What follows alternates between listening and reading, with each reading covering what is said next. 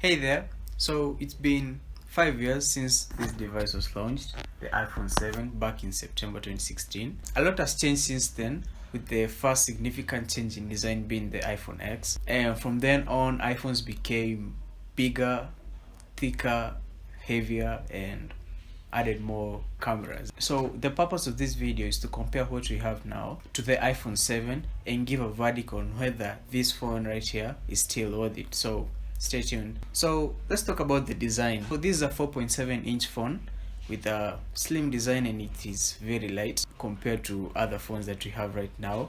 The iPhone 13 Pro Max right now is 238 grams, exactly 100 grams heavier. So that will be up to you to decide whether you are into big phones and thick phones or small, slim and light phones. In terms of display, it can go up to 625 nits of brightness. Something I have noticed when using this phone when I'm outside is that sometimes it can be a bit dim, but not that you can still see what's in the phone, but it can be a bit dim. But I found a hack for that. What you'll have to do is go to settings, accessibility and display, and turn off reduce white point.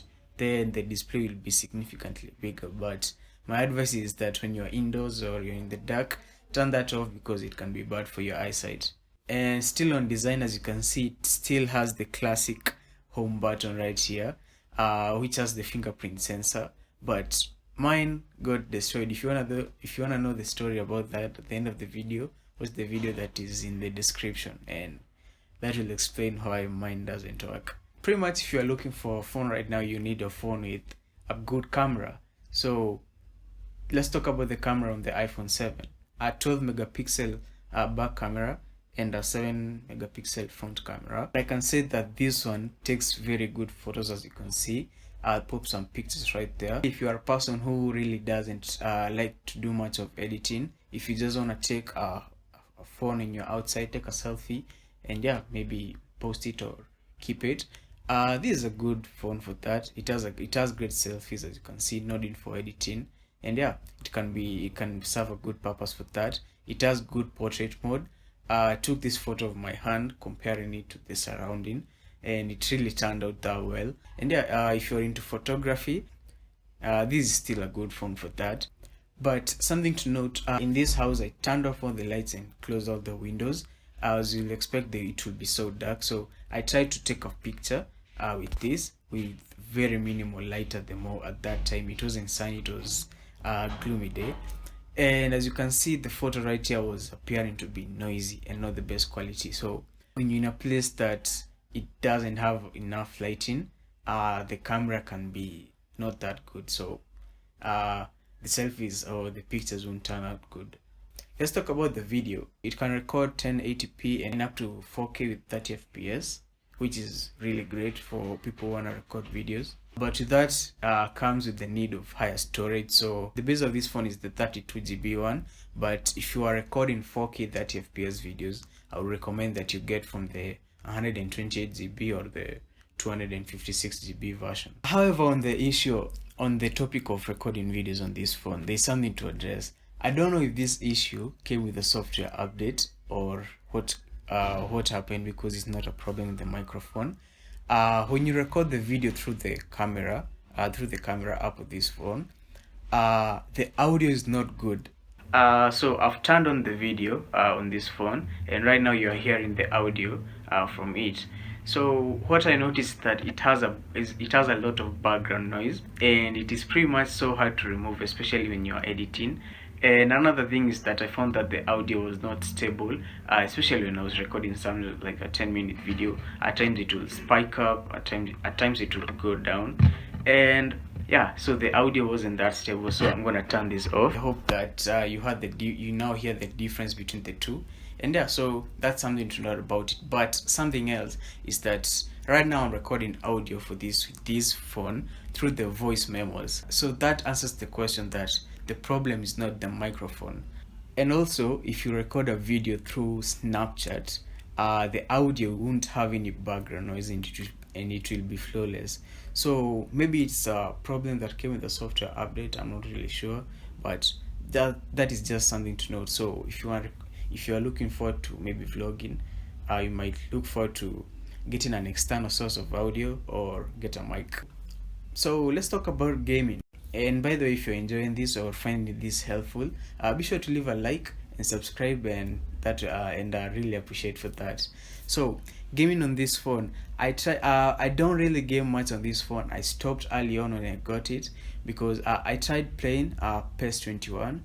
I didn't have any issues of skipped frames or anything, but the main problem with this is that it overheats so much, and you don't really have a good experience when you are playing right there. And overheating comes with other issues. So yeah, I didn't enjoy gaming on this phone. But when you're playing light games such as Candy Crush, 4 picks onward, chess, the experience is really good, and yeah, that can be good for you. But in terms of heavyweight games, the main issue is overheating, but in terms of performance, it's just good. Let's talk about the battery life on this phone. When the battery is new, I realized that even when I charge it in the morning, I could surf to the internet, watch some videos, not really that much, but when the evening comes, I will still have around 30% left. Yeah, pretty much it can go a whole day when the battery is new, but over time the battery will degrade and that time will slowly reduce. And yeah, so I'm not a fan of the battery life of this phone, I'm not gonna lie to you. So let's talk about performance. This is a 2GB RAM phone, and the chip on it is the Apple A10 Fusion, which I can say performs quite good. First, I've never had this phone crash at any point, be it for anything. I've just never had it crash. That's one thing to notice. Another thing is that when you open a few background apps, is that you'll find them last where you open them, probably 6 or 7 running in the background.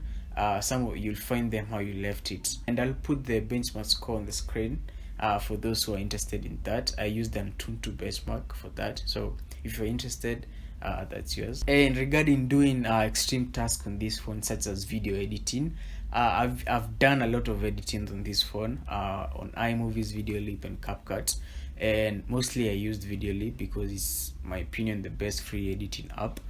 And yeah, and one thing I noticed that for 1 minute and 10 minutes video, probably 12-minute videos, I had a great experience editing them. But when you're now recording videos more than maybe 12 minutes long, you're gonna have a tough time doing it. One thing that you'll experience is that when you leave the app and open another app, is that you'll find the video editing app has restarted all over again. And if you're using something like VideoLip, you'll have an advantage because it auto saves that project and you'll be able to get it back how it was. But when you leave and open, you might experience that habit of refreshing right again. And yeah, so it's great for 1 minute to 10 minutes video while editing.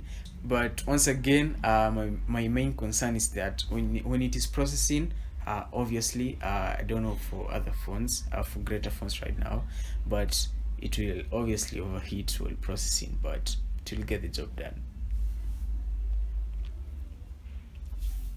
And this runs on the latest iOS.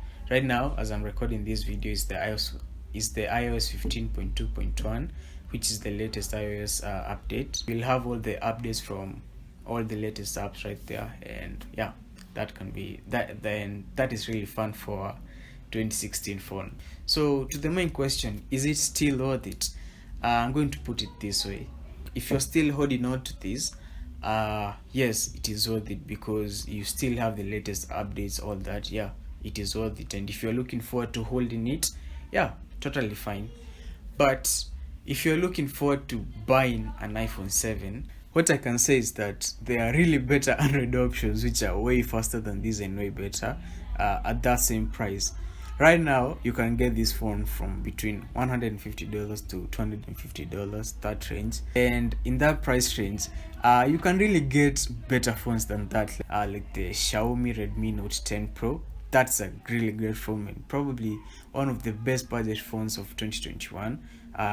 you can look into that. But if you're specifically looking for an iPhone within and you have that tight budget, what I can say is that you can invest in getting an iPhone 8 series or get the iPhone SE. But if you're still on a very tight budget, you can still get the 7 or preferably the 7 Plus. If you want to see a video about a browser which you must know about, click on the video on the screen. My name is Ian Duncan. I do tech reviews, and I'll see you guys in a bit. I'm out. Peace.